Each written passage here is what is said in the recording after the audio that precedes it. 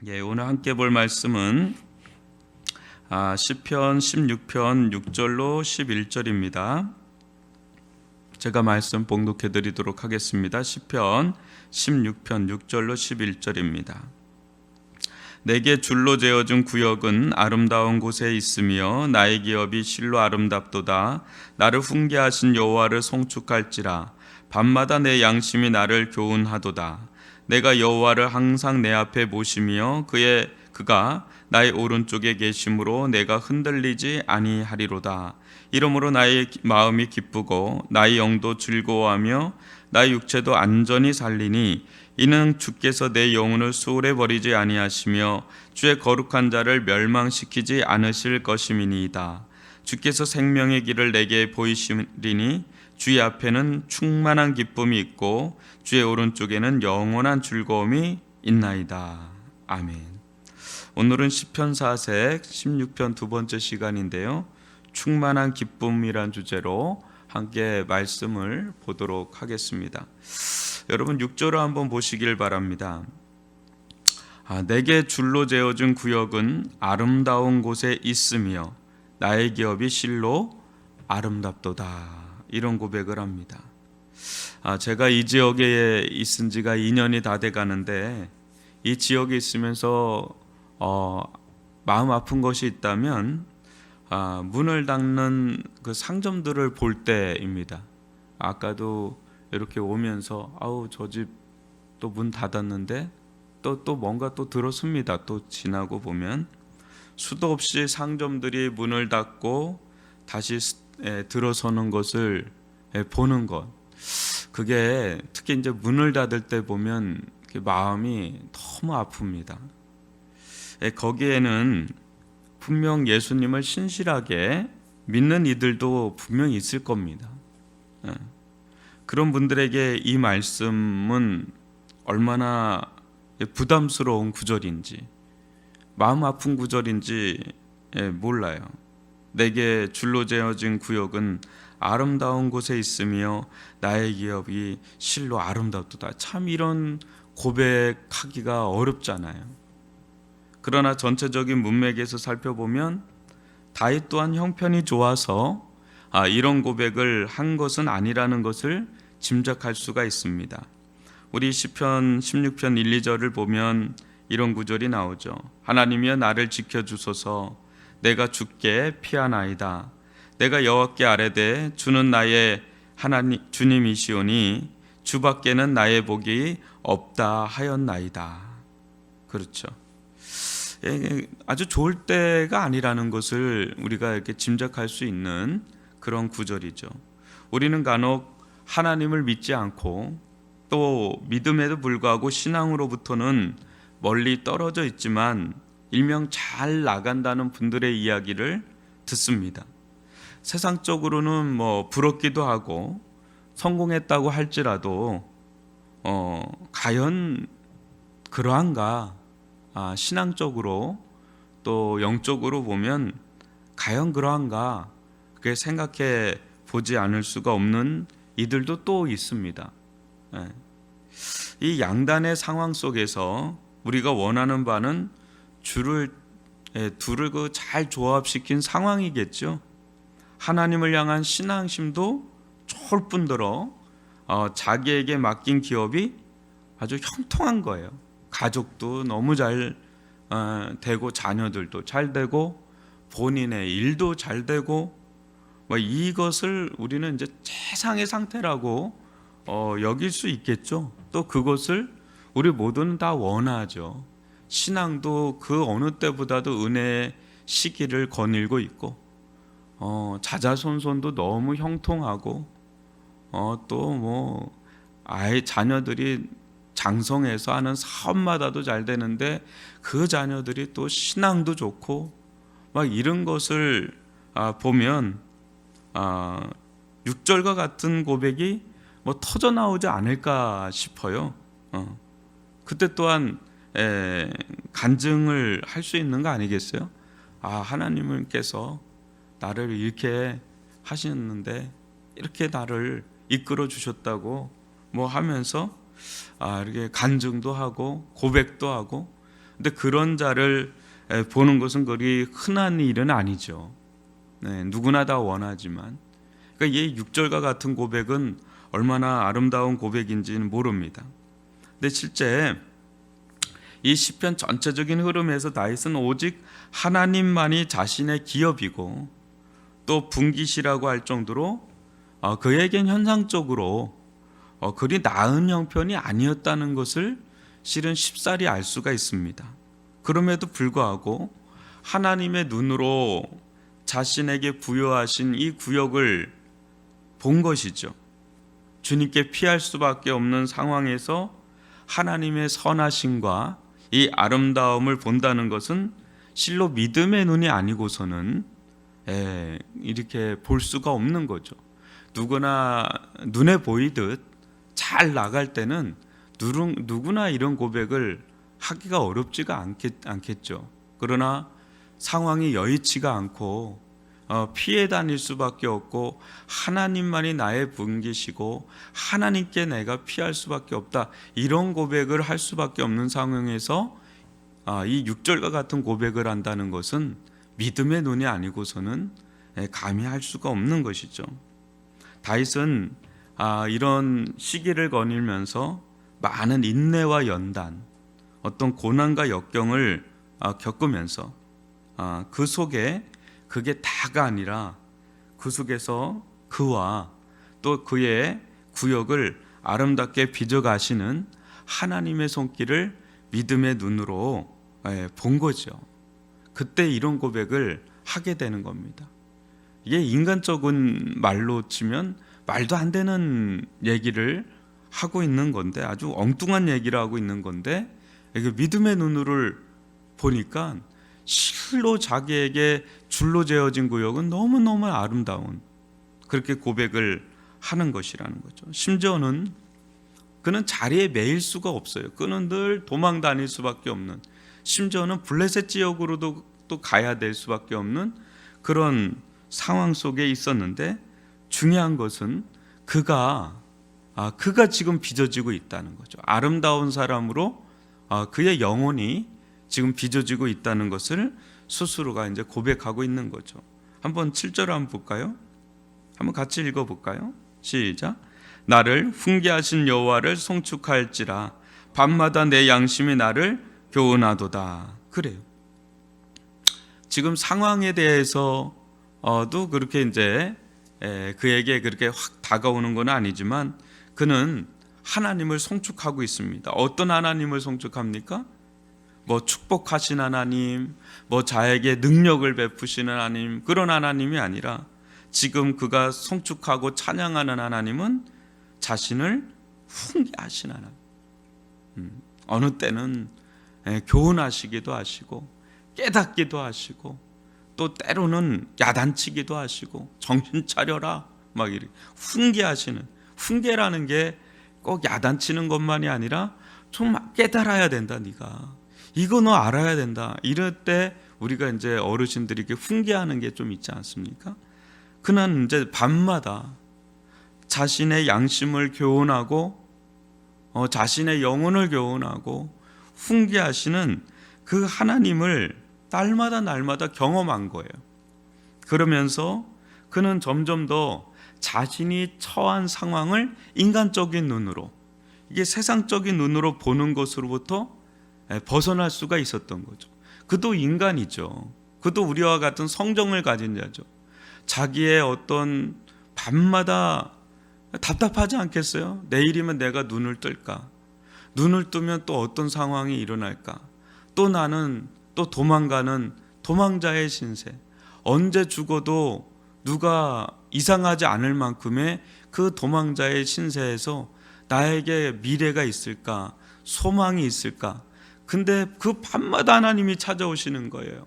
그 밤마다 훈계를 하시고 그 밤마다 교훈하시고, 내가 너를 기름 부어 세우지 않느냐, 내가 너를 기름 부어 세우지 않았느냐, 이 나라는 너의 것이다. 근데 이게 상황은 전혀 그거하고는 상관없이 흘러가고 있으니 얼마나 답답했겠습니까? 그러나 하나님은 실은 그 기간 동안 그의 인간적인 모습, 그의 세상적인 모습을 마치 정으로 모난 부분을 깨뜨리듯이 다듬듯이 이렇게 빚어가는 것을 그는 보면서 어느 순간 인식하기 시작한 거죠. 자기를 영적인 사람으로, 믿음의 사람으로, 하나님의 사람으로 빚어가고 있구나, 하나님께서. 그러면서 도리어 밤마다 하나님을 찬양하면서 송축하는 그런 사람으로 점점 빚어가는 것을 보면서 실로 자기에게 주어진 이 구역이 너무 아름답구나, 그걸 새롭게 보는 그런 시선을 가지고 있는 것을 고백하는 장면을 보는 거예요. 8절도 한번 보세요. 내가 여호와를 항상 내 앞에 모심이여 그가 나의 오른쪽에 계심으로 내가 흔들리지 아니하리로다. 뭐가 있어서가 아니에요. 자기에게 든든한 군사가 있어서, 자기를 지지하는 지지자들이 있어서, 자기에게 진짜 세상적인 군사력이 있고 정치력이 있고 외교력이 있어서 그걸로 인해서 내가 흔들리지 않는다, 그런 게 아니라 내가 여호와를 항상 내 앞에 모시며, 그러니까 하나님이 중심이에요. 다른 게 있는 게 아닙니다. 그가 나의 오른쪽에 계심으로 내가 흔들리지 아니하는다. 여러분, 이런 경험 좀 해보시나요? 하나님이 내 앞에 있음으로 인해서, 항상 내 앞에 있음으로 인해서, 또 그가 내 오른쪽에서 나를 붙드심으로 인해서 흔들리지 아니하는 그런 경험들이 있잖아요. 우리는 좀 돈이 좀 있으면, 나를 지지해주는 사람이 좀 있으면 든든하잖아요. 흔들리지 않잖아요. 그런데 그런 것을 고백하는 게 아니라 세상에서 일명 내가 잘 나가서 내가 참 든든하다, 흔들리지 않는다, 이렇게 고백을 하기가 쉽잖아요. 겉으로는 그런 얘기 안 하는데 속에서는 은근히 그거를 기대하고 바라는 게 있는데 그런 게 전혀 없어요. 진짜 없는 겁니다. 그런데 자신은, 이 다윗은 이제 그것을, 그 하나님을 늘 앞에 보신 거예요. 실질적으로 마치 충신처럼, 충신이 그 왕이신 하나님을 늘 앞에 모시고, 그 왕의 오른쪽에 계신데 그 왕이 자기하고는 비할 바 없는 왕이라는 것을 점점 알 때, 사울보다도 더 큰 왕, 그 어떤 세상의 나라의 왕보다 더 큰 왕, 그 왕에 대한 인식이 점점점 강해져 갈 때, 그는 든든함을 경험한 거죠. 그는 그렇게 피난 또 도망가는 그런 신세 속에서 오랜 세월 동안 하나님을 모시면서 그는 구상을 한 거예요. 어떤 나라가 정말 어떤 나라여야 될까? 우리 이렇게 정권이 바뀔 때마다, 또 나라가 바뀔 때마다 그 수장들은 이렇게 다 그걸 하잖아요. 구상을 하지 않습니까? 다윗도 꽤나 오랜 세월 동안 하나님 앞에서 자신을 통해서 세울 나라를 구상을 했을 겁니다. 그때 사울이 통치해서 그렇지, 이 나라가 하나님의 온전한 통치가 임하면 어떤 나라가 될 건가에 대해서 그림을 그려본 거예요. 그래서 주변 나라도 본 거예요. 주변 나라들도 오랜 세월을 그는 이렇게 지켜본 겁니다. 왕도 어떻게 보면 제왕의 수업을 했다 그럴까요? 오랜 세월 동안 사울이란 사람이 나라를 통치하니까 이 나라가 어떤 꼴이 되는구나. 또 주변 나라들을 보니까 저렇게 하면 어떤 꼴이 되겠구나를 이렇게 보는데, 그는 하나님을 모시고 철저한 수업을 한 거예요. 어떤 수업을 했냐면, 네가 왕이 아니야. 진짜 왕은 나야. 그 수업을 받는데 오랜 세월이 걸린 거예요. 그래도 실패한 적이 있지 않습니까? 근데 하나님으로부터 온전한 그런 통치를 받는 나라가 만약에 되어진다면, 과연 이 이스라엘이라는 이 나라가 얼마나 아름다운 나라가 될까, 그것을 그는 그림을 그리는 거죠. 그러니까 그는 그걸 보면서 자기가 지금 처지에서 가장 할 수 있는 최선의 일이라는 게 뭐예요? 하나님을 자기 앞에 모시는 거예요. 하나님 오른편에, 자기 오른편에 하나님을 두는 거예요. 그게 최선의 일이고 최대의 일이고 가장 위대한 일인 것을 그는 아주 뼛속 깊이, 그가 왕이 되든 그가 피난을 갈 수밖에 없고 도망을 갈 수밖에 없는 상황이라도 그가 할 수 있는 최선의 길, 최고의 일은 하나님을 그 앞에 모시고 하나님을 자기 오른편에 두는 것, 그것이 자기가 왕의 자리에 있든 아닌 도망자리의 자리에 있든 상관없이 그게 본질이다라는 것을 그는 깨달은 거죠. 여러분, 근데 이것이 아까도 얘기했지만 인간적인 눈으로 보면 굉장히 우스꽝스러워요. 그도 그걸 알았어요. 사울을 쳐다볼 때, 바라볼 때 그는 당신 앞에 나는 벼룩 같은 자요, 당신 앞에 나는 죽은 개와 같은 자인데 어찌 나를 이렇게 쫓아다니시오? 나는 당신에게는 아무것도 아닌 자 아닙니까? 티끌 같은 자요, 먼지 같은 자인데 왜 이렇게 나를 죽이려고 애를 쓰시오? 근데 사울은 안 거예요. 저놈 죽이지 않으면 저놈이 이 나라 먹을 놈이다. 그걸 안 거죠. 근데 실질적으로 인간적으로 눈으로 보면 다윗은 아무것도 가진 것이 없는, 광야로 도망가고 굴로 도망가고 그런 그 이방인에게 밑에 들어가 가지고 모함도 받고 수치도 받고, 저 사람은 전쟁에 나가면 안 됩니다, 언제 뒤통수 때릴지 못한 배신자가 될 수도 있는 인간이니 저 그냥 뒷자리에만 있게 주시오, 이런 나날들을, 그 오랜 세월을, 꽤나 오랜 세월을 보낸 자예요. 그럼에도 불구하고요, 그는 무엇이 중요한지를 점점 안 거죠.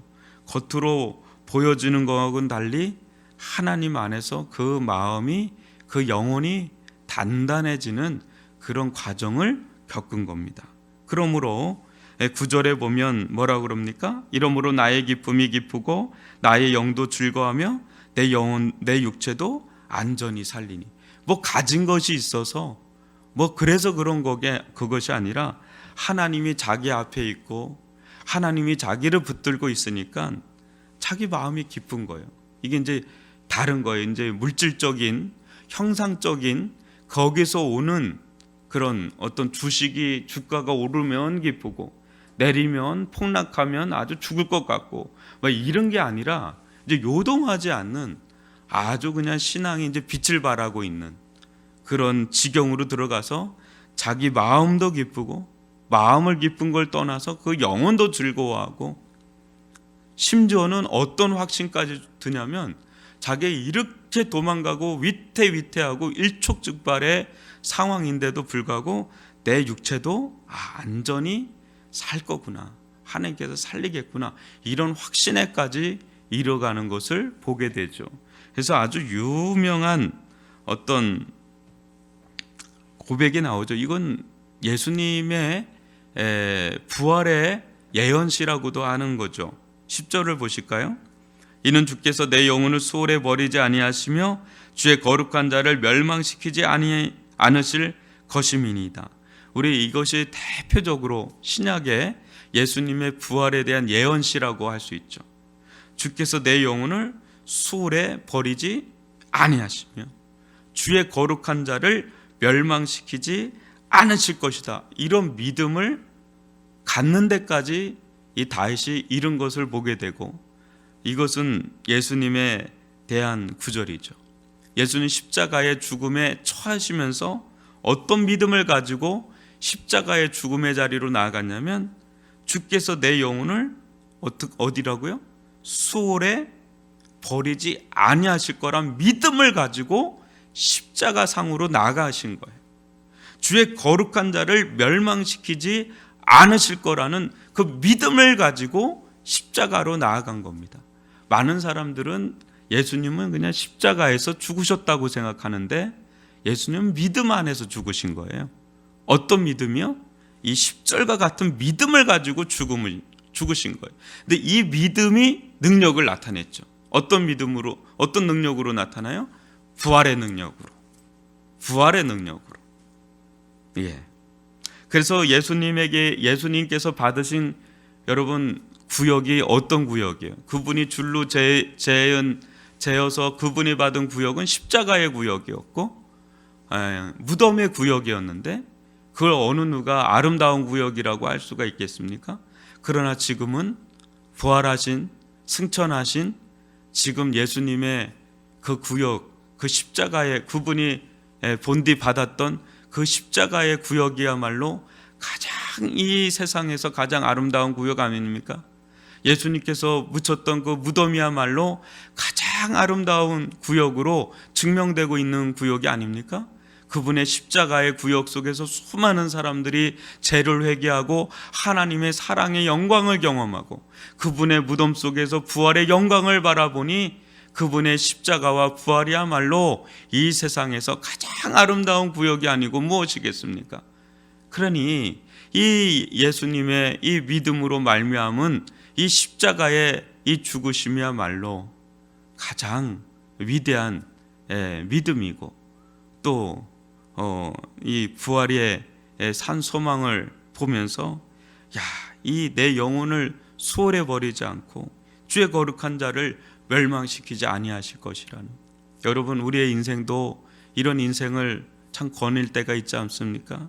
내 영혼이 마치 소홀에 들어가는 것 같은 하나님께서 나를 멸망시키실 것 같은 위태위태한 지경에 참 내가 나에게 주어진 이 구역이라는 게 하나님 이게 무슨 구역입니까? 이게 내 평생의 이 구역이 이게 뭐가 아름다운 구역입니까? 근데 인간적인 모습들 또 세상적인 모습들을 다 깨는 거죠. 그런 훈련을 하는 거, 연단을 하시는 거죠. 참 이해할 수 없는 우리의 인생들이 많지 않습니까? 어떤 분은 뭐 그런 거 평생 그런 거 없이 그냥 죽음의 순간에 들어가는 분이 있는데 몰라요. 그것도 모르는 일입니다. 영혼은 빈약한 상태에서 겨우 구원받은 정도로 뭐 갈지 누가 합니까? 그러나 참 믿음의 연단을 받고 믿음의 풍요함을 갖고 심지어는 예수님과 같이 이 수월에, 이 다윗과 같이 수월에 빠지는 것 같이 멸망의 구렁텅이에 빠지는 것 같은 그런 경험을 하는 것 같은 길을 가는, 근데 그 속에 어때요? 정말 믿음, 이 부활의 믿음과 같은 이런 믿음, 이런 믿음은 그냥 주어지는 거 아니지 않습니까? 사망의 음침한 골짜기를 들어갔다 나와야 그 믿음이 생기는 거 있잖아요. 왜? 그냥 이렇게 머리로 그냥 하는 거 말고 진짜 막 어디서 막 이렇게 배워가지고 하는 거 말고 진짜 그냥 그런 삶 속을 통과해야만 생겨나는 진짜 믿음 있지 않습니까? 그 믿음이에요. 그 믿음. 그래서 11절에 보면 주께서 생명의 길을 내게 보이시리니 주의 앞에는 충만한 기쁨이 있고 주의 오른쪽에는 영원한 즐거움이 있나이다. 이제 감히 이런 고백까지 나가는 이 다윗의 이 고백을 볼 수가 있죠. 여러분, 우리 즐거움이 없으면 살 수가 없잖아요. 기쁨이 없으면 살 수가 없잖아요. 요즘 코로나19로 얼마나 우울증이 심한지 모릅니다. 사람들마다. 이혼율이 그렇게 급증한다고 그래요. 제가 늘 얘기하잖아요. 코로나는 우리의 연약한 영역을 더 극상시킨다고. 만약에 관계적인 어려움이 있었다면 그게 더 커져요. 코로나 속에서. 물질적인 어려움이 있다면 그게 더 크게 부각이 되고 뭐 그런 일들이 뻥뻥 터지는 거예요. 즐거움이 없어요. 어디 가도 기쁨이 없어요. 그러니까 뭐예요? 그냥 TV 보면서 트로트 보면서 그나마 그 젊은 애들이 막 앞에서 막 짠짠짠 찐이야 뭐 이거 할 때 그나마 그게 그냥 나도 모르게 그냥 기쁜 거야 그냥. 근데 그거는 영원한 기쁨, 아주 차고 흘러 넘쳐서 나오는 충만한 기쁨은 아니잖아요. 그냥 그때뿐이니까 더 이상 그냥 TV 앞에 붙어 있어야 되잖아요. 그러니까 이게 힘이 없는 거예요. 여러분, 충만한 기쁨, 영원한 기쁨이 어디 있다고 그럽니까? 주 앞에는 충만한 기쁨이 있고 주의 오른쪽에는 영원한 즐거움이 있나이다. 여러분 이거 경험해 보시지 않았습니까? 야, 세상에 이런 기쁨이 다 있구나. 세상에 이런 기쁨이 다 있구나. 이런 즐거움이 있구나. 야, 내 세상에 옛날에 사람 만나고 그냥 그 술 한잔하고 뭐 만나고 이야기하고 그게 그렇게 기쁨인 줄 알았는데, 돈 세는 게 그렇게 기쁨인 줄 알았는데, 야, 그런 기쁨하고 비교할 수 없는 기쁨이 또 있구나. 이거에 비하면 그건 아무것도 아니에요. 그래서요, 영적으로 눈이 떠져가지고요, 노상 교회 와가지고 예배 드리고 찬양하고 주의 일 섬기고 이런 분들 여러분 봤죠? 말이 없어요. 마스크 써서 그런가? 여러분도 그랬던 분들이잖아요. 주님의 일, 뭐 주보 나눠주는 것도 기쁘고, 뭐 세상에서 잘 나갔던 분들인데, 그냥 교회에서 뭐 하나 섬겨도 그게 기쁨이 되고, 그게 은혜가 되고, 왜 그래요? 그거 누가 시켜서 그런 건가요? 그 속에 세상에서 자기가 여태까지 경험했던 그 기쁨은 그건 질적으로 다른 거가 있잖아요. 그게 생명의 길이고, 그게 영원한 기쁨이고, 그게 충만한 기쁨이고, 이제 그거를 이제는 어느 순간 눈이 열리고 깨달을 때 그 사람은 뭐 늘 그냥 성경 보는 거예요. 성경 쭉쭉 보면 성경이 그렇게 꿀송이야. 성령이 그렇게 꿀송이고, 또 예배 드릴 때 그렇게 은혜가 되고 힘이 되고, 이게 다윗이 점점 그런 사람으로 빚어져 가는 것을 우리는 이 시편에서 볼 수가 있는 거죠. 저는 오늘날 우리들 가운데 많은 기쁨을 뺏어가잖아요. 여행의 기쁨도 뺏어가고, 물질의 기쁨도 뺏어가고, 사람을 만나는 기쁨도 뺏어가고, 어디서 기쁨을 찾을 길이 없어. 그냥 혼자 집에서 그냥 TV 보면서 이렇게 있는 우리들 가운데 진짜 다시금 본질적인 기쁨, 주 앞에 있는 기쁨, 주님 안에 있는 그 기쁨, 그 생명의 길, 그걸 본질적으로 다시금 우리로 하여금 추구하도록, 내내 봐도 이제는 낙이 없구나, 이제 거기도 낙이 없구나 하면서 점점 우리로 하여금 진짜 있어야 될 자리로 하나님께서 이끌어가고 있지 않나, 시간이 걸리더라도 이끌어가고 있지 않나, 그런 생각을 합니다. 지혜가 있다면 밤마다 우리를 훈계하면서, 야, 너 기도 자리로 빨리 들어가, 예배 자리로 빨리 나가, 하나님 앞에 선 자리로 빨리 나가, 하나님 앞에 서야 하나님의 훈계를 들어야, 하나님의 말씀을 들어야 네 영혼이 살아, 네 영혼이 살아. 그 고백을 한시라도 빨리 듣는다면 그게 지혜겠죠. 그런 은혜를 누릴 수 있기를 저와 여러분 주님의 이름으로 축원합니다.